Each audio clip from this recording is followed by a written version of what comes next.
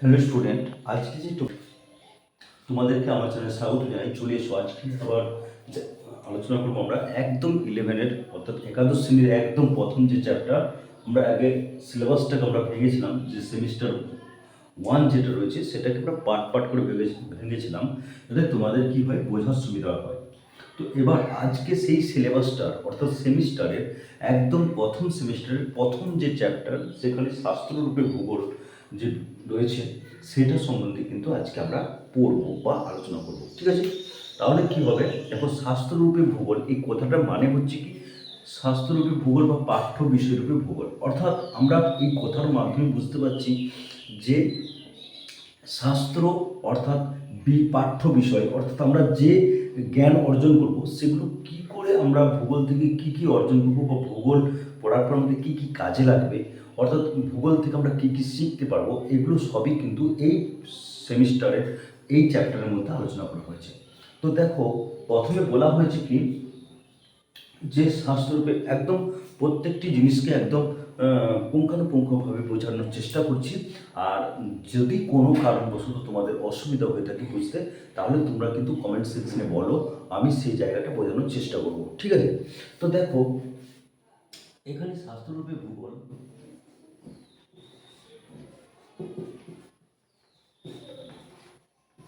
ভূগোল ঠিক আছে।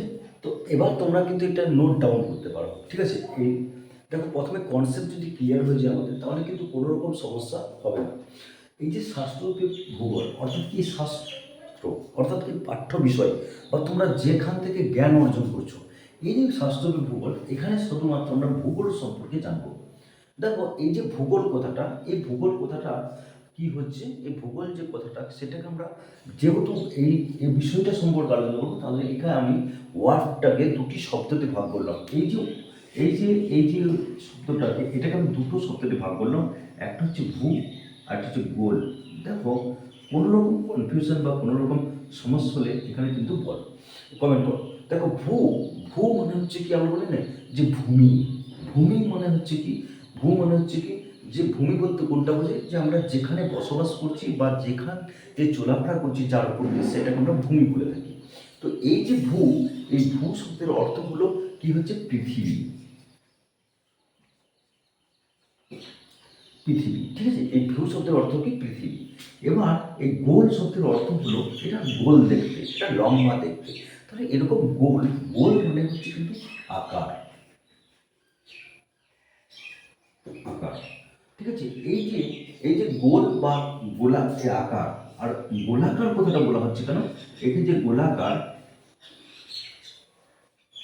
অর্থাৎ কি, পৃথিবীটা আমাদের কি মনে করি আমরা কি, গোল, অর্থাৎ কি গোলাকার। তার জন্য কি বলছে, এই যে ভূগোল, এই ভূগোল কথাটা থেকেই বুঝতে পারলাম যে ভূগোল মানে হলো গোলাকার পৃথিবী। অর্থাৎ ভূগোল বিষয়টা, এই বিষয়টা সম্পর্কে আমরা বুঝতে পারছি যে ভূগোল বিষয়ের মধ্যে আলোচনা করতে হচ্ছে এই গোলাকার পৃথিবী সম্পর্কে আলোচনা করা হয়। ঠিক আছে, তো এই যে ভূগোল, এই ভূগোল শব্দটা প্রথম কিন্তু আমাদের আর্যভট্ট ব্যবহার করেছিলেন। এবার প্রথম কে করেছিল, ভূগোল শব্দটি প্রয়োগ করেছিলেন, ভূগোল কথাটা প্রয়োগ করেছিলেন কে, আর্যভট্ট। ঠিক আছে, আর্যভট্ট প্রয়োগ করেছিলেন। এই আর্যভট্ট প্রয়োগ করার পর এই ভূগোল শব্দটা, এই ভূগোল শব্দটা, এবার ভূগোল এই যে কথাটা, এই প্রথম শব্দটি ব্যবহার করা হয়েছিল কোথায় না, প্রথম ব্যবহার করেছিল বরাহ মিহির, বরাহ মিহির প্রণীত,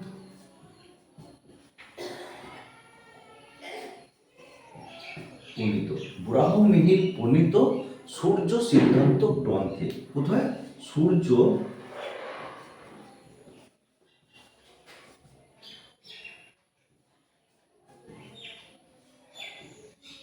সূর্য সিদ্ধান্ত গ্রন্থে। তাহলে দেখো, আমরা প্রথম বুঝতে পারলাম কি, ভূগোল, এই ভূগোল শব্দটা সাধারণত দুটি শব্দ নিয়ে গঠিত, একটা হচ্ছে ভূ আর হচ্ছে গোল। তাহলে এই যে ভূ শব্দের অর্থ হলো পৃথিবী অর্থাৎ ভূমি, আর হচ্ছে গোল শব্দের অর্থ হলো গোলাকার বা আকার। অর্থাৎ এই ভূগোল অর্থাৎ পৃথিবীর আকার, এই যে গোলাকার পৃথিবী সম্পর্কে যে বিষয়ের মধ্যে আলোচনা করা হয় তাকে বলছি ভূগোল। এই ভূগোল শব্দটা প্রথম কিন্তু আর্যভট্ট ব্যবহার করেছিল এবং বরাহমিহির প্রণীত সূর্য সিদ্ধান্ত গ্রন্থে এটা প্রথম ব্যবহার করা হয়। এই শব্দের প্রথম ব্যবহার করা হয় কোথায়? না সূর্য সিদ্ধান্ত গ্রন্থে। এই যে সূর্য সিদ্ধান্ত গ্রন্থ, এটা কিন্তু কখন করা হয়? না প্রাচীন ভারতে। কখন? প্রাচীন ভারতে। প্রাচীন ভারতে প্রথম কিন্তু এই সূর্য সিদ্ধান্ত গ্রন্থে বরাহমিহির প্রণীত, বরাহমিহির লেখা গ্রন্থের নাম কি? সূর্য সিদ্ধান্ত। বুঝো? তো এই যে সূর্য সিদ্ধান্ত গ্রন্থে এই ভূগোল শব্দটি প্রথম ব্যবহার করা হয়। এবার যদি আরও আমার অতীতে যাই, আরও অর্থাৎ সংস্কৃত সাহিত্যর দিক থেকে যদি দেখতে যাই, তাহলে সংস্কৃত, এই যেমন প্রাচীন ভারতের ইতিহাসে দেখলাম, এবার সংস্কৃত সাহিত্য, সংস্কৃত সাহিত্যের মধ্যে যদি আমরা দেখি, সংস্কৃত সাহিত্যে যদি দেখি, তো এই ভূগোল কিন্তু শব্দটি কিন্তু ভূগোলটাকে কিন্তু বলা হতো কিন্তু খগোল। এই যে খগোল, এই খগোল শব্দটা ব্যবহার করা হতো কিন্তু ভূগোল, ভূগোল, ভূগোল তখন কিন্তু ব্যবহার করা হতো না, তখন বলা হতো খগোল, হয়কার গল। এই খগোল শব্দটি ব্যবহার করার কারণ তখন কিন্তু শুধুমাত্র মহাকাশ সম্পর্কে আলোচনা করা হতো বা মহাবিশ্ব সম্পর্কে আলোচনা করা হতো। তখন কিন্তু শুধুমাত্র পৃথিবী সম্পর্কে আলোচনা করা হতো না, মহাবিশ্বে যত গ্রহ সূর্য নক্ষত্র রয়েছে সেগুলি সম্পর্কে আলোচনা করা হতো। তাহলে আমরা ভূগোল শব্দের অর্থ কিন্তু বাংলা অর্থে আমরা কিন্তু বুঝতে পারলাম। এবার দেখো নেক্সট, দেখো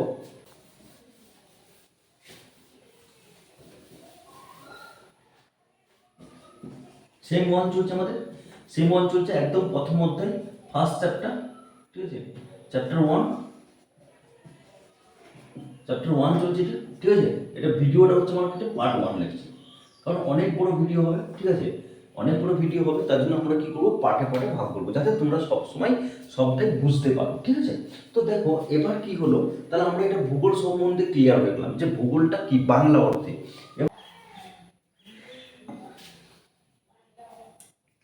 তাহলে জিওগ্রাফি শব্দটা হচ্ছে কি দুটো অর্থ থেকে এসেছে, একটা হচ্ছে কি জিও আর গ্রাফোস। এই জিও শব্দের অর্থ হলো কি আর্থ, এবং গ্রাফোস শব্দের বা গ্রাফি শব্দের অর্থ হলো কি ডিসক্রাইব বা বর্ণনা।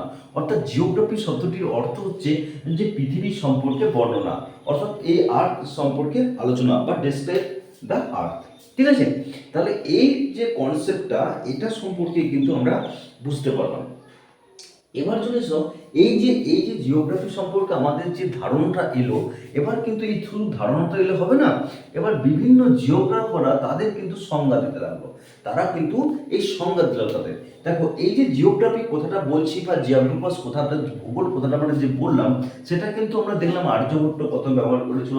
আর্যভট্ট ব্যবহার করার পর সেটা কিন্তু আবার সূর্য সিদ্ধান্ত গ্রন্থে বরাহমিহির প্রণীত সূর্য সিদ্ধান্ত গ্রন্থে এটা কিন্তু ব্যবহার করা হয়েছিল প্রথম। এই যে জিনিসগুলো জানলাম, সেরকমই কিন্তু এই জিওগ্রাফি ওয়ার্ডটা কিন্তু প্রথম কিন্তু ব্যবহার করেছিলেন কে? অ্যারাথোস্থেনেস। তিনি ছিলেন গ্রিক দার্শনিক, তিনি ছিলেন কি গ্রিক দার্শনিক। এই যে গ্রিক দার্শনিক অ্যারাথোস্থেনেস, তিনি কিন্তু এই জিওগ্রাফি শব্দটি তিনি কিন্তু প্রথম ব্যবহার করলেন। তিনি 234 বিসি, অর্থাৎ বিফোর খ্রিস্ট।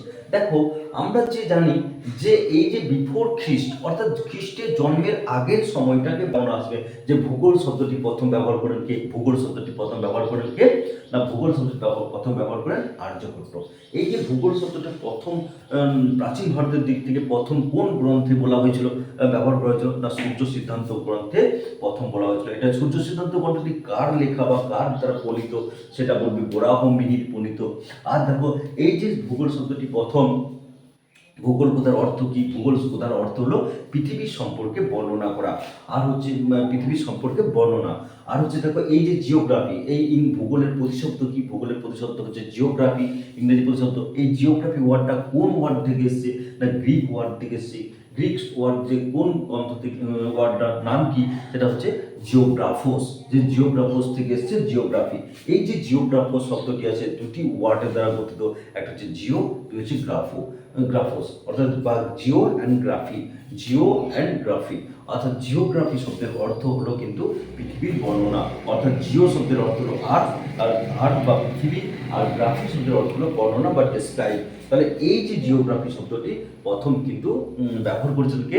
এরাতোস্থেনেস। যেহেতু গ্রিক ওয়ার্ড, তার জন্য এই জিওগ্রাফি শব্দটি প্রথম ব্যবহার করেছিলেন গ্রিক দার্শনিক একজন গ্রিক জিওগ্রাফার, তার নাম হচ্ছে কি এরাতোস্থেনেস। এরাতোস্থেনেস যে জিওগ্রাফি ব্যবহার করেছিলেন কত খ্রিস্টাব্দে, না সরি কত অব্দে, 234 বিসি অর্থাৎ বিফোর খ্রিস্ট। ঠিক আছে, এই যে কনসেপ্ট আমাদের এলো, এবার কিন্তু আমরা জানবো যে ভূগোল তো এই কনসেপ্টটার ধারণা তো দিল এরাতোস্থেনেস, তারপর তো এবার তো হবে না, এবার ভূগোল সম্বন্ধে বিভিন্ন বিভিন্ন জিওগ্রাফার তাদের কিন্তু মত দিলেন। সেই মতগুলো তারা কী করলেন, সেগুলোকে সংজ্ঞা আকারে সাজালেন। তো সংজ্ঞা আকারে সাজানোর জন্য এই সংজ্ঞাগুলো তাহলে আমরা এবার আলোচনা করছি। দেখো, ঠিক আছে, প্রথমে কিন্তু তোমরা কিন্তু এগুলো সব নোট ডাউন করো, আর প্রত্যেকটি জিনিসকে তোমরা কিন্তু পুঙ্খানুপুঙ্খ বোঝার চেষ্টা করো। ঠিক আছে, যদি তোমাদের কোনো জায়গায় অসুবিধা হয় তোমরা আমাকে কমেন্ট সেকশনে বলো, আর আমি অবশ্যই আমার সাথে থাকো, তোমাদেরকে আমার মনে হয় যে অসুবিধা হওয়ার কথা নয়। ঠিক আছে, আর অবশ্যই চ্যানেলটাকে সাবস্ক্রাইব করে রাখো। তোমরা কিন্তু একদম বইটা টেক্সট বই কিন্তু প্রথম পড়বে, টেক্সট বই ছাড়া কিন্তু শর্ট কোশ্চেন এমসিকিউ কিন্তু পারবে না তোমরা, কারণ কনসেপ্ট যদি না ক্লিয়ার হয় তুমি তো কোশ্চেনটা বিভিন্ন রকমভাবে ঘুরিয়ে ঘুরিয়ে দেবে, তাহলে তোমরা টেক্সট বই কিন্তু আগে ফলো করবে। তো এবার কি হচ্ছে ভূগোলের সংজ্ঞা, এটা লিখতে পারি বা দেখো প্রথমে কে দিল এরাতোস্থেনেস। আমি কিন্তু 2-3টে কোশ্চেন মানে তোমার সংজ্ঞা আলোচনা করে দিচ্ছি, এবার তোমরা টেক্সট বই থেকে খেয়াল করে নেবে, ঠিক আছে, বা দেখে নেবে। দেখো এরাতোস্থেনেস,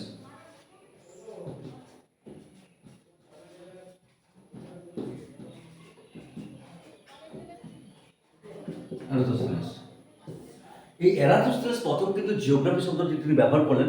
তিনি বললেন যে তিনি তার মধ্যে সংজ্ঞা কি, তিনি বিভিন্ন রকম এই যে সংজ্ঞাগুলো দেয় না, এটা সংজ্ঞাগুলো কিন্তু বিভিন্ন তারা গবেষণা করার পর, তারা একদম ফিল করার পর তারা কিন্তু সংজ্ঞাটা দেয়। অ্যাকচুয়াল ভূগোল বিষয়টা সম্পর্কে তাদের সম্পূর্ণ নলেজ হওয়ার পর থেকে তারা কিন্তু, বা সম্পূর্ণ জ্ঞান হওয়ার পর থেকে তাদের কনসেপ্ট ওয়াইজ বা তাদের দৃষ্টিভঙ্গিতে তারা কিন্তু সংজ্ঞাটা দিয়ে থাকে। তো এরাতোস্থেনেস প্রথম কিন্তু জিওগ্রাফি সম্পর্কে যখন সংজ্ঞা দিলেন, তিনি বললেন যে মানুষের বাসস্থান, মানুষের বাসভূমি বলতে পারো বা বাসস্থানও বলতে পারো, বাসভূমি হিসাবে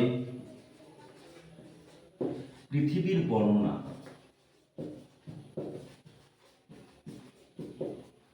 এটা দেখো মানুষের বাসভূমি হিসাবে পৃথিবীর বর্ণনা করা হলো ভূগোল।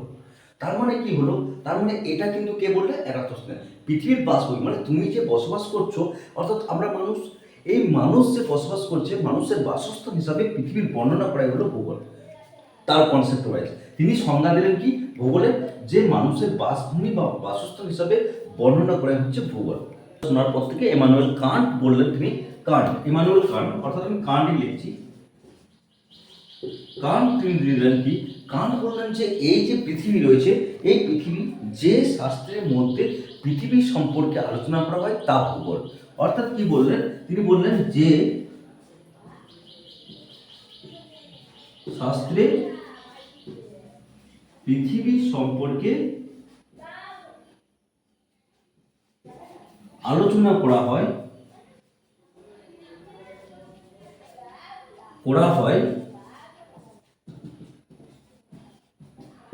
তা ভূগোল। বুঝো ভালো করে। তাহলে এই এরাতোস্থেনেস তিনি ভূগোলের সংজ্ঞা দিতে গিয়ে বললেন যে মানুষের বাসভূমি হিসাবে পৃথিবীর বর্ণনা করা। আর কান্ট বললেন যে যে শাস্ত্রে পৃথিবী সম্পর্কে আলোচনা করা হয় তাকে ভূগোল বলা হয়। ঠিক আছে, এবার বলছে কি স্ট্র্যাবো, স্ট্র্যাবো তিনি কি বলছেন, ইনি বললেন যে পৃথিবীর স্থলভাগ রয়েছে, সেখানে জীব সম্পর্কে আলোচনা করা এবং পৃথিবীর বর্ণনা করা। ঠিক আছে, ইনি বললেন কি যে পৃথিবীর মধ্যে থাকা জলভাগ ও স্থলভাগে থাকা বিভিন্ন জীব সম্পর্কে ও পৃথিবীর সম্পর্কে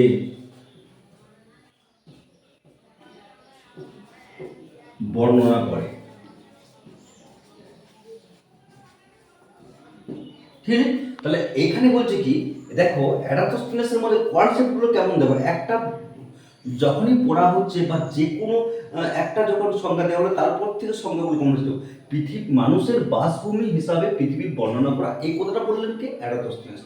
যে শাস্ত্রে পৃথিবীর সম্পর্কে আলোচনা করা বা যে বিষয়ে পৃথিবীর সম্পর্কে আলোচনা করা হয় তা ভূগোল।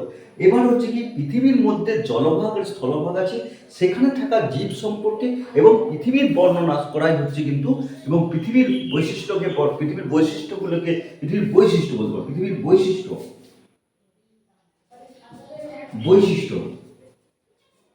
বৈশিষ্ট্য বর্ণনা করে হচ্ছে ভূগোল। এটা কি বলছেন, হাম্বল বলছে যে এই যে পৃথিবীতে বসবাস করছে মানুষ এবং তার প্রকৃতির সঙ্গে সম্পর্কযুক্ত সম্পর্কে বিজ্ঞান সম্পর্কে আলোচনা করে থাকি ভূগোল। অর্থাৎ আমরা দেখতে পেলাম বিভিন্ন জিওগ্রাফাররা বিভিন্ন রকমভাবে সংজ্ঞা দিয়েছেন, এই সংজ্ঞাগুলো আমাদের কিন্তু বিভিন্ন রকম ভাবে আমাদেরকে বলতে হবে। এবার কি হচ্ছে, দেখো এই সংজ্ঞাগুলো তোমরা কিন্তু আরো বিভিন্ন জিওগ্রাফারের সংজ্ঞা আছে, তোমরা টেক্সট বইয়ে দেখতে পাবে। তো আমি এখন এইগুলি আলোচনা করলাম, যেমন এইগুলো থেকে প্রচুর পরিমাণে কিন্তু শর্ট কোশ্চেন আসতে পারে। যেমন বলবে যে যেমন ধরো এরাটোস্থেনেসের ভাষায় ভূগোল সম্বন্ধে কি বোঝায়, অর্থাৎ এরাটোস্থেনেস মানুষের বাসভূমি হিসাবে তিনি পৃথিবী বর্ণনা করেছেন। ঠিক আছে, এবার এখানে যে বিভিন্ন জলভাগ ও স্থলভাগের জীব সম্পর্কে বর্ণনা করেছেন কে বলেছেন, স্ট্রাবো। এবার এখানে বলছে যে বিজ্ঞান এবং তার ভূগোলে প্রকৃতির যে সম্পর্ক সেটা কে বলছে, হাম্বল। এবারে এই হাম্বলের লেখা গ্রন্থের নাম কি, কসমস। এগুলো সম্বন্ধে কিন্তু তোমরা প্রচুর পরিমাণে শর্ট কোশ্চেন পাবে বা এমসিকিউ পাবে। এগুলো তোমাদের কিন্তু সেমিস্টার 1 যেহেতু তোমাদের কিন্তু পুরোটাই সিলেবাসটাই কিন্তু শর্ট কোশ্চেনের উপর ভিত্তি করে আছে। তার জন্য কি হচ্ছে, তোমরা যদি ডিটেলস বা কনসেপ্ট ক্লিয়ার না করো তাহলে কিন্তু তোমরা শর্ট কোশ্চেনগুলো পারবে না। ঠিক আছে, অতএব তোমরা কিন্তু একটা টেক্সট বই অবশ্যই পুঙ্খানুপুঙ্খভাবে 10, 20 বার 25 বার করে তোমরা রিডিং পড়তে থাকো, তাহলে তোমাদের মধ্যে আমি মনে করি কনসেপ্ট ক্লিয়ার হতে পারে। ঠিক আছে, তো এবার ধরো এই স্ট্রাবো সম্পর্কে বললাম, কান্ট সম্পর্কে বললাম। এবার চলো এবার যাই এই ভূগোল যে সংজ্ঞা হয়ে গেল, এবার দেখি কোথায় কোথায় ভূগোল বিষয়টা সম্পর্কে কেমনভাবে প্রসার করেছে। ঠিক আছে, তো এবার দেখো এই যে ভূগোল বিষয়টা, এই ভূগোল বিষয় কিন্তু কিন্তু যে চর্চা শুরু করা হয় 1888 সাল থেকে। আমি ধরলাম আরও অনেক আগে হয়, কিন্তু আমরা যেহেতু পাঠ্যসূচি বই অনুসারে দেখছি, তাহলে আমরা দেখবো 1888 সাল। এই 1888 সালে কিন্তু প্রথম ভূগোল চর্চা শুরু হয় কেমব্রিজ বিশ্ববিদ্যালয়ে। অর্থাৎ কত সালে, দেখো 1818 সালে। তাহলে 1818 সালে প্রথম কিন্তু ভূগোল যে চর্চা, এই ভূগোল চর্চার প্রথম ভূগোল চর্চা হয় কিন্তু ভূগোল এই বিষয়, ভূগোলে এই করা হয়, ভূগোলে এই হয়, ভূগোল থেকে এই অগ্রগতি হবে, এগুলো প্রথম কিন্তু আলোচনা বা ভূগোল চর্চা প্রথম কিন্তু শুরু হয় 1818 সালে। কোথায়, কেমব্রিজ বিশ্ববিদ্যালয়ে। এটা প্রথম কিন্তু শুরু হয়েছিল কোথায়, কেমব্রিজ বিশ্ববিদ্যালয়ে। তারপর 1888 হয়ে গেল, তারপর 1893 সাল।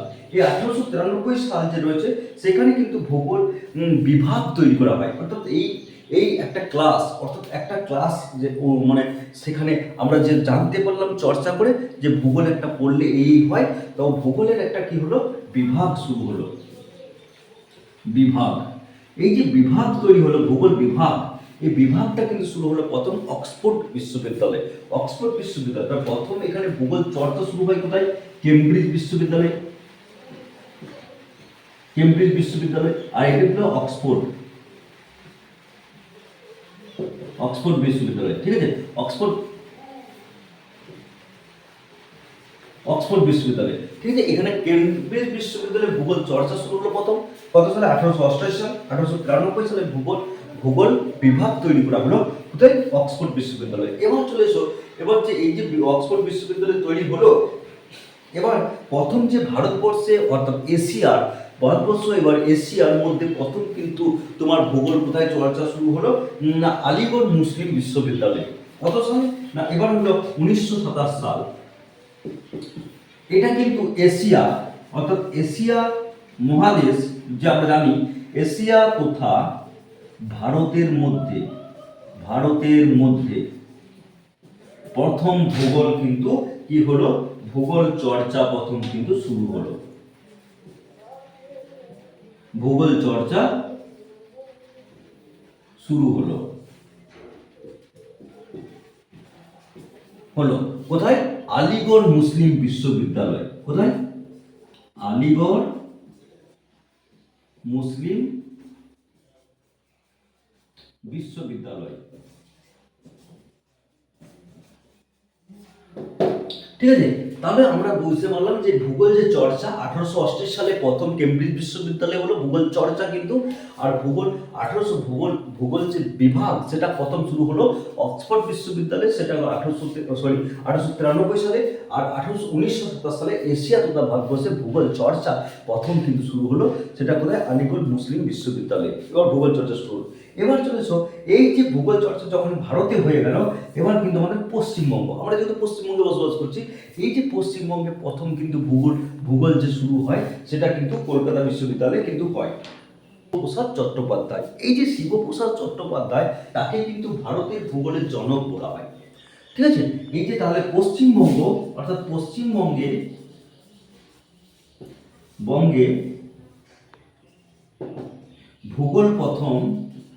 ভূগোল